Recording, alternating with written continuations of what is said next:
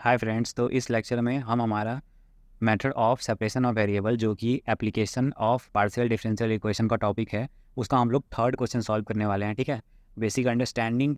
और हमने 2 क्वेश्चन काफ़ी अच्छे वाले ऑलरेडी कर रखे हैं इस टॉपिक के। ठीक है, तो ये भी क्वेश्चन करेंगे और ये भी बहुत आसान सा क्वेश्चन है। ठीक है, इसमें बस थोड़ा सा नया टाइप है। और इसमें मतलब नया क्या ही है, मतलब इस पहले अब तक क्या था कि हमें यू ऑफ ऐसे 0, y देते थे, और इस बार हमें बस थोड़ा सा कन्फ्यूज़ करने के लिए बस व्हेन x इक्वल टू 0 लिख दिया।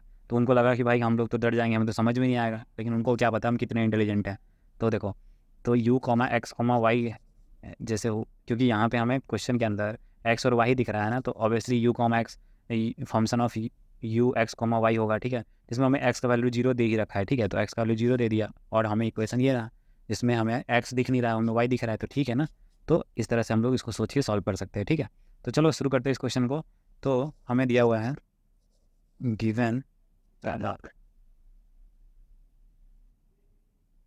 for del u upon del x फिर plus del u upon del y, जो कि हमारा इक्वल टू है 3u के। और ये हमारा हो गया फर्स्ट इक्वेशन। ठीक है, ये हमें इसको हमने फर्स्ट इक्वेशन नाम दे दिया और हमें ये गिवन है। ठीक है, और अगला स्टेप आप सबको पता है। ठीक है, इसमें ज़्यादा हमें दिमाग नहीं लगाना है, बस अगला स्टेप लिख देना है, let the solution of equation 1b। ठीक है, और वो क्या हो जाएगा, अब एक्स वाई के फॉर्म में हमें है क्वेश्चन, तो u of X comma Y equal to capital X जो कि स्मॉल एक्स का फंक्शन है, और कैपिटल वाई जो कि स्मॉल वाई का फंक्शन है। ठीक है, इसको ऐसे लिख दिया। और लिखने के बाद अब हमको ये बताओ कि इसको हम लोग तो ऐसे भी लिख सकते हैं ना, और u equal to capital X और ये कैपिटल वाई। ठीक है, तो हमें del U upon del X चाहिए। ठीक है, तो del U upon del X. ठीक है, तो del U upon del X मतलब एक्स का डिफ्रेंसिएशन करेंगे, जिसमें वाई कांस्टेंट होगा तो वाई को वैसा ही लिख देंगे। और दूसरा जो हमें चाहिए वो चाहिए del U upon del Y, तो इसमें हम लिखेंगे हमारा वाई का डिफ्रेंसिएशन और एक्स कांस्टेंट हो जाएगा। ठीक है, तो बेसिकली ये तो हमारा साइड का चीज़ हो गया। ठीक है, समझाने वाला। तो अब आगे देखना है कि हमें क्या करना है। तो अब हमें u का वैल्यू मिल गया। ठीक है, और अब तक तो सबको रट गया होगा कि अब तो बहुत ही आसान है। ठीक है, तो हमें अब बस उस डेल वाले को डैश वाल मतलब x डैश y डैश के फॉर्म में बस लिख डालना है, उसके बाद तो कुछ करना ही नहीं है। तो हमें 4 दिया हुआ था, और डेल यू मतलब del U upon del X था, तो उसका वैल्यू मैंने अभी आपको बताया X dash capital X dash और वाई आ जाएगा, फिर plus del U upon del Y का एक्स वाई डैश, और ये इक्वल टू क्या आ जाएगा हमारा 3xy। क्योंकि देखो इस बार क्वेश्चन में इक्वल टू 3u है, और u का वैल्यू हमको पता है x इंटू वाई, तो बस 3 इंटू यू था तो 3 इंटू एक्स इंटू वाई लिख दिए। ठीक है, तो इसमें हमें कंफ्यूज नहीं होना है, क्योंकि बस थोड़ा सा हमें कंफ्यूज करने के लिए वो इक्वल टू में 3u दे देता है, तो हमें ऐसा u डालने की आदत नहीं होती। तो अभी ऐसा क्वेश्चन भी आ गया जिसमें u दिया हुआ है, तो हमें ध्यान से इसको direct capital X into capital Y put कर देना है। ठीक है, और देखना ये अभी कितना आसान हो चुका है। तो अब हमें क्या करना है, वेरिएबल सेपरेबल तो हमें अलग अलग करना है एक्स एंड वाई को। ठीक है, तो पहले 4x डैश वाई तो ऐसे ही लिखते हैं। ठीक है, और फिर इस वाले टर्म जो है वो x इंटू वाई डैश है उसको उस तरफ भेज देते हैं। ठीक है, तो देखना उससे क्या होगा हमें, क्योंकि इसमें x है इसमें x है। ठीक है, और इसमें तो x डैश है, तो इसमें से x कॉमन ले सकते हैं। तो उस हिसाब से सोच के मैंने तो उधर भेजा है, और आपको ये चीज़ दिख जाएगी कि हाँ इन दोनों में x कॉमन है, तो हमने इन्हें ही भेजना है। ठीक है, तो हमें ये चीज़ दिख गई। अब हमने x कॉमन लिया, और कॉमन लेने के बाद ये 3y, और इसमें से क्या बच जाएगा y डैश। ठीक है, तो ये हो गया 3y, और इसमें से बच गया हमें y डैश, तो ये माइनस y डैश। ठीक है, ये हो गया। अब इसके बाद हम इसको फर्दर क्या, हम इसको ऐसे लिख सकते हैं 4x डैश, और इस x को इस तरफ ले आते हैं। ठीक है, और यहाँ पे 3y माइनस वाई डैश बचा, और ये होल डिवाइडेड बाई y हो जाएगा, इधर से मल्टीप्लाई होकर डिवीजन में आ जाएगा। तो और ये इक्वल टू क्या है, कांस्टेंट के। ये स्टेप होता है जिसमें हम लोग k के इक्वल मानते हैं, और फिर पहला वाला k के इक्वल लेके सॉल्व करेंगे। ठीक है, ये पहला वाला k के इक्वल लेके सॉल्व करेंगे, तो हमारा क्या आ जाएगा 4x dash upon x equal to क्या आ जाएगा हमारा k। ठीक है, अब k आ गया, तो इस 4 को हम लोग इधर मल्टीप्लाई में था ना, इधर डिवाइड में भेज देते हैं। ऐसा ही सेम चीज़ तो हमारे लास्ट क्वेश्चन में भी हुआ था। तो ऑन इंटीग्रेशन क्या हो जाएगा, इंटीग्रेशन करने के बाद यहाँ आ जाएगा लॉग कैपिटल एक्स, क्योंकि अब तीनों क्वेश्चन में बिल्कुल ऐसा ही सिमिलर इंटीग्रेशन आया था, तो इसमें अब हमें बोलने की ज़रूरत नहीं है। k अपॉन 4 कांस्टेंट है, तो कांस्टेंट की वजह से, इंटीग्रेशन की वजह से यहाँ पे एक x मल्टीप्लाई हो जाएगा और फिर कांस्टेंट जो ऐड होगा वो हम ऐड करेंगे log c1। अब तक 2 क्वेश्चन देख के आए हो तो मुझे नहीं लगता कि मुझे इसमें अब ज़्यादा कुछ बोलना चाहिए, क्योंकि फिर अब वो ज़्यादा हो जाएगा, क्योंकि फिर आप लोग के लिए टाइम ज़्यादा रहेगा कि यार हर लेक्चर में एक ही चीज़ बता रहा है ये बंदा, तो हमारा टाइम वेस्ट कर रहा है, वो चीज़ नहीं होनी चाहिए ना। तो kx अपॉन 4 तो था, ठीक है, और इसमें हम दोनों में लॉग है, इसमें लॉग की कमी है, तो इसमें बस एक लॉग दे देते हैं। लॉग ई का वैल्यू 1 ही होता है, तो कोई फ़र्क तो पड़ने वाला नहीं उससे। तो log c1, ठीक है, ये हो गया। अब आपको पता है कि ये पावर में जाएगा, तो log x equal to log e, और ये पावर में क्या हो जाएगा kx डिवाइडेड बाई 4, और फिर साथ में होगा log c1 एडिशन में, ठीक है। और ये log x equal to log, देखो ये log a और फिर log प्लस log b, ठीक है, तो ये क्या हो जाएगा log a इंटू बी, तो log kx divided by 4 plus log क्या आ जाएगा हमारे यहाँ पे log c1, सॉरी ये तो मल्टीप्लाई में आ जाएगा ना अब, क्योंकि हम इसमें फार्मूला लगा चुके हैं, तो ये c1 मल्टीप्लाई हो जाएगा। अब हम डायरेक्ट x इक्वल टू लिख सकते हैं हमारा c1 into E to the power के एक्स डिवाइडेड बाई 4, ठीक है। अब ये लिख दिया। अब ये लिखने के बाद क्या करेंगे हम लोग, ये लिखने के बाद हमें डायरेक्ट x का वैल्यू मिल चुका है, ठीक है। तो x का वैल्यू मिल चुका है, तो अब दूसरा काम बचा ही क्या है हमारे पास, बस y का वैल्यू निकालना है और बस आंसर हो जाएगा हमारा। फिर उसके बाद ज़्यादा कुछ नहीं करना होता है y का वैल्यू आने के बाद, ठीक है। तो y की वैल्यू के लिए क्या करेंगे, जो हम लोग y को अलग किए थे उसको सॉल्व करेंगे। तो solving y dash upon y equal to, पहले हम लोग जाके देख लेते हैं कि हमारा क्या था इक्वेशन। हमारा था 3y माइनस वाई डैश और ये y, और ये इक्वल टू था हमारा k, ठीक है। तो अलग अलग करेंगे तो ये y से y कैंसिल हो जाएगा और यहाँ पे minus Y dash upon y दिखेगा, ठीक है। तो हम लोग क्या इसको ऐसे लिख सकते हैं, माइनस था तो इसको दोनों तरफ माइनस मल्टीप्लाई करके 3 माइनस के ऐसे लिख दिया, ठीक है। उसको आप लोग खुद से एक बार करके देख लेना, वैसे अभी तक समझ में आ गया होगा कि इसको इस तरह से लिख सकते हैं हम लोग, ठीक है। मतलब इधर था ना जो y कैंसिल हो गया और फिर ये इधर का माइनस, मतलब इधर जो के था इसको इस तरफ भेजा, फिर इसको निगेटिव से पॉजिटिव करने के लिए ऐसे, तो इस तरह का बन गया, ठीक है। तो इसमें मुझे कुछ ज़्यादा बताना नहीं चाहिए क्योंकि इतना तो आता ही है होगा आपको, ठीक है। तो integration log capital Y equal to 3 minus capital K, ठीक है।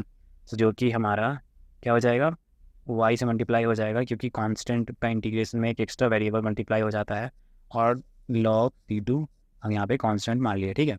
तो अब तीनों में log है, एक में log नहीं है, तो क्या करेंगे 3 माइनस के इंटू वाई, इसको हम क्या करेंगे log e से मल्टीप्लाई करेंगे, फिर प्लस log c2, यहाँ पे log पावर में चला जाएगा, यहाँ पे log e D T power 3 minus के इंटू वाई हो गया, और फिर प्लस log c2 हो गया, और इधर क्या है हमारा, इधर है हमारा log y, ठीक है। अब log y इक्वल टू हम बोल सकते हैं हमारा log c2 E D T power 3 minus के इंटू वाई, ठीक है। ये हो गया। अब log टू log कैंसिल हो जाएगा, तो हमें कैपिटल y का वैल्यू मिलेगा c2 E D T power 3 minus के, और ये क्या आ जाएगा, ये हमारा y से मल्टीप्लाई में है। तो बेसिकली अब हमारे पास हमारा y का वैल्यू भी आ चुका है, ठीक है। अब y का वैल्यू आने के बाद तो मुझे नहीं लगता कि कुछ बचता है, मतलब बस थोड़ा सा ही तो काम है। तो u x कॉमा वाई, ठीक है, जो कि हमारा क्या हो जाएगा x इंटू वाई, तो हमें कैपिटल x का वैल्यू क्या आया था c1 into E to the power के एक्स अपॉन 4 आया था, और यहाँ पे कैपिटल y का वैल्यू तो दिख रहा है सामने, तो लिख देते हैं c2 E to the power 3 minus के इंटू वाई, ठीक है, ये हो गया। अब ये होने के बाद हम इस c2 को इस तरफ ला सकते हैं, मल्टीप्लाई में ही तो है चारों, तो c1 c2 को साथ में लिख दिए, और ई मतलब बेस सेम होता है तो पावर ऐड हो जाता है, तो बेस सेम है तो पावर को कर देते हैं ऐड, पावर ऐड करेंगे तो के एक्स अपॉन, मतलब के एक्स अपॉन 4, फिर प्लस 3 माइनस के इंटू वाई, ठीक है। तो ये हो गया पावर में ऐड, ठीक है। ऐड होने के बाद अब हमें क्या करना है, क्वेश्चन में क्या लिखा हो, व्हेन x इक्वल टू 0, तो x इक्वल टू 0 पे हमें चेक करना है क्या आ रहा है। तो u 0 कॉमा सॉरी, तो u 0 कॉमा वाई, ठीक है, ये हमारा, और फिर क्या हो जाएगा हमारा, अब इस इक्वेशन में मतलब व्हेन x इक्वल टू 0 लिखा हुआ था ना क्वेश्चन में, तो x इक्वल टू 0 मतलब इसमें 0 पुट करो, ये वाला टर्म कैंसिल हो जाएगा, बस ये वाला टर्म बचेगा, ठीक है। तो ई टी पावर 3 माइनस के इंटू वाई बच जाएगा, तो हम लोग लिख सकते हैं c1 into c2 E T power 3 minus के इंटू वाई, ठीक है। ये वाला टर्म बच गया, तो बस इतना लिख दिया। और हमें गिवन क्या है, गिवन हमें गिवन जब x इक्वल टू 0 है तो हमें गिवन है u 0 कॉमा y, वो हमें गिवन है e to the power minus मतलब e to the power minus y फिर minus E to the power 5y जो कि हमें गिवन है। ठीक है, अब हमें गिवन है तो हम कंपेयर कर लें। ठीक है, तो अब हमें इन दोनों में से कंपेयर करना होता है। ठीक है, आखिरी स्टेप तो यही होता है ना हमारा। तो यहाँ पे नीचे मैं लिख देता हूँ कंपेयर, इन दोनों को हम कंपेयर कर रहे हैं। ठीक है, देखो जो सिमिलरिटी दिख रही है मुझे वो इस टर्म की सिमिलरिटी इस टर्म से दिख रही है। ठीक है, और इस टर्म की सिमिलरिटी भी इस टर्म से दिख रही है। तो ऐसे पूरा टर्म ले लिया तो उसकी सिमिलरिटी पूरे इस टर्म से नहीं है, क्योंकि यहाँ ऐसे बीच में सब्ट्रैक्ट वाली साइन आएगा और इसमें सब मल्टीप्लाई में है। ठीक है, तो हमें जो दिख रही है वो हमें बेसिकली एक टर्म की सम इस पूरे टर्म से, एक टर्म की सिमिलरिटी इस पूरे टर्म से दिख रही है और दूसरे टर्म की सिमिलरिटी और इस पूरे। तो इस तरह का अगर क्वेश्चन अगर आपके सामने कभी आ जाए तो उसको इस तरह से आप कंपेयर करना दिखाता हूँ मैं ऑन कंपेयरिंग। ठीक है, ऑन कंपेयरिंग, जिससे हमें क्या आ जाएगा, हम ये जो हमारा फर्स्ट टर्म है उसको लिख लेंगे e to the power minus y. ठीक है, जो कि हमारा इससे सिमिलर है। ठीक है, तो C1 C2 E to the power ये y से मल्टीप्लाई हो गया। ठीक है, तो इसको हम पहला टर्म को कंपेयर। ठीक है, अभी कंफ्यूज मत हो, बस पहला टर्म लिखा अभी आप लोग को यही सवाल आ रहा होगा कि ये दूसरा टर्म कहाँ गया। अभी आगे बताऊंगा, अभी ज़्यादा सोचो मत, बस देखते जाओ। तो अब C1 C2 का वैल्यू क्या आ जाएगा हमारा, इससे कंपेयर करने पे 3 और फिर ई टू दी पावर वाई और E to the power Y है और यहाँ पे 3 माइनस के है और यहाँ पे माइनस है। तो 3 माइनस के और इक्वल टू हमारा -1। ठीक है, तो इससे हमें के का वैल्यू क्या मिलेगा, इससे हमें के का वैल्यू मिल जाएगा 4। ठीक है, तो के का वैल्यू 4 आ गया। अब बात करते हैं इसके दूसरे टर्म की। ठीक है, तो सिमिलरिटी अलग अलग टर्म में है तो बस इसलिए अलग अलग कंपेयर कर रहे हैं। ठीक है, तो बस याद रखना अगर इस तरह से क्वेश्चन आए तो बस अलग अलग करके सॉल्व कर लेना, बस आपको आंसर मिल जाएगा। तो दूसरा टर्म है minus E to the power -5y। ठीक है, तो C1 C2 ठीक है, और E to the power 3 minus के इंटू वाई, ये जो हमारा जनरल फॉर्म था उसको हमने सेकेंड वाले टर्म से कंपेयर करने का ट्राई किया। ठीक है, तो इससे हमें क्या मिलेगा, इससे हमें C1 C2 मिल जाएगा, C1 इंटू C2 ये हमें मिल जाएगा -1। और यहाँ देखो y है और यहाँ -5 है, यहाँ 3 माइनस के है, तो 3 माइनस के इक्वल टू -5। तो इससे हमें के का वैल्यू क्या मिलेगा, इससे हमें के का वैल्यू 8 मिलेगा। ठीक है, 8 मिलेगा। तो यहाँ पे ध्यान से देखो u x कॉमा वाई क्या लिखेंगे अब। ठीक है, तो अब हमें क्या लिखेंगे वो देखना है। तो हम यहाँ पे कंपेयर करने के बाद हम लोग लिख सकते हैं -e। ठीक है, एक सेकेंड ना, अब देखो जैसे यहाँ पे ऑन कंपेयरिंग में हमें C1 C2 का और फिर के का वैल्यू मिला, फिर मतलब दोनों का एक एक बार दो अलग अलग वैल्यू मिला। ठीक है, तो इसके बाद हमें क्या करना चाहिए, ठीक है, इसके बाद अब हमें क्या करना चाहिए, तो मैं जाता हूँ हमारे जनरल, मतलब ऑब्वियसली हम लोगों ने जो जनरल हमारा फॉर्म निकाला है उसमें ही पुट करते थे अब तक।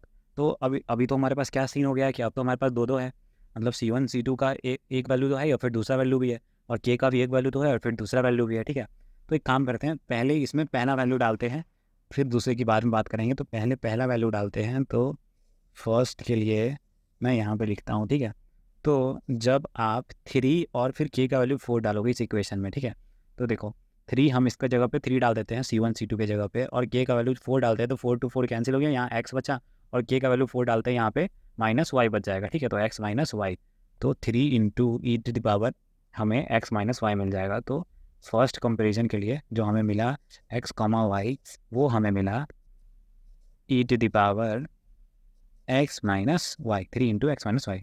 अब बात करते हैं हमारे दूसरे कंपेरिजन की। ठीक है, तो दूसरे कंपेरिजन की बात है, वो कलर कर दिया। ठीक है, अब दूसरे कंपेरिजन की बात है, तो उसमें से हमें क्या मिलेगा, तो जब हम C1 C2 का वैल्यू -1 डालेंगे और के का वैल्यू 8 डालेंगे तो आ जाता है हमारा जो हमने जनरल फॉर्म निकाला था, C1 C2 का वैल्यू -1 और इसका वैल्यू 8 डालते ही 4 2 टाइम्स कर जाएगा, यहाँ 2x आ जाएगा, और 8 डालते ही यहाँ पे आ जाएगा हमारा, इधर 3 और इधर 8 है तो यहाँ आ जाएगा हमारा -5। ठीक है, और इंटू वाई, तो ये क्या आ जाएगा हमारा 2x माइनस 5y। ठीक है, तो और ये आगे -1 तो मल्टीप्लाई था होगा ही, C1 C2 का वैल्यू -1 है ना, तो x comma Y C1 C2 का वैल्यू -1, और ये हो जाएगा हमारा ई टू द पावर क्या भी आया था वैल्यू 2x माइनस 5y आया था। ठीक है, अब हम बात करते हैं, इसको हम दूसरा नाम दे देते हैं इक्वेशन, इसको हम तीसरा इक्वेशन नाम दे देते हैं। ठीक है, और इसके बाद ऐसा क्वेश्चन हो तो आंसर लिखने का जो डायरेक्ट फिर तरीका होगा हमारे पास, वो जो कि हो जाएगा हमारा अगले स्टेप में बस आंसर है, ठीक है।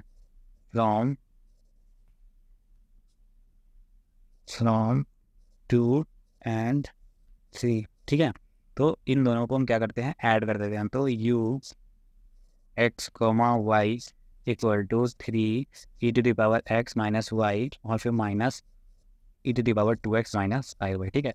तो इस तरह का कोई भी क्वेश्चन आए तो ये वाला फंडा लगाते हैं ना, ठीक है। और 2 मिनट नहीं लगेगा, बस एक नया छोटा सा कॉन्सेप्ट है इसके अंदर जो हमें इतनी आसानी से समझ में आ गया, ठीक है। तो अगर आप लोगों को वीडियो अच्छा लग रहा हो तो सब्सक्राइब ज़रूर कर देना, और आज के लिए इतना ही। Thank you.